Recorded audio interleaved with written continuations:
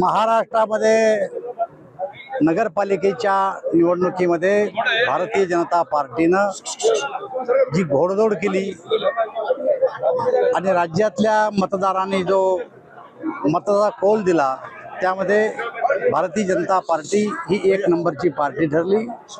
त्यानंतर आत्ता ज्या काही महापालिकेच्या 29 महापालिकेच्या निवडणुका झाल्या, आमच्या अंदाजाप्रमाणे या 29 महापालिकेमध्ये सुद्धा सर्वात मोठा पक्ष हा भारतीय जनता पक्ष राहील असं आम्ही अगोदरच सांगितलं होतं आणि त्याप्रमाणे महाराष्ट्रामध्ये सर्वात जास्त महापालिका या भारतीय जनता पार्टीने जिंकलेल्या आहेत। त्याचं कारण आहे की देशामध्ये या देशाचे प्रधानमंत्री नरेंद्रभाई मोदी यांचं नेतृत्व, राज्यामध्ये देवेंद्रजी फडणवीस यांचं नेतृत्व, त्यांच्या नेतृत्वाखाली या निवडणुका लढल्या गेल्या आणि त्यांच्या कामावर लोकांनी शिक्कामोर्तब केलंय।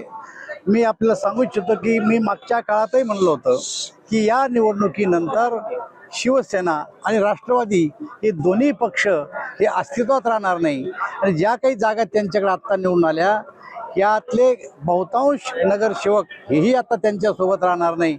त्यांना त्यावेळेस माझ्या बोलण्यात जरी वाईट वाटलं असेल तर त्यांनी ते वाईट वाटून घेऊ नये। माझं मत आहे की हा विजय भारतीय जनता पार्टीचा विजय आहे, हा भारतीय जनता पार्टीच्या कार्यकर्त्यांचा विजय आहे। आम्ही सर्वप्रथम आता या सर्व आमच्या मतदारांचं अभिनंदन करतो, त्यांचे आभार व्यक्त करतो आणि प्रामुख्यानं छत्रपती संभाजीनगर आणि जालना ही महापालिका पूर्ण बहुमतानं आमच्या ताब्यात आली आहे।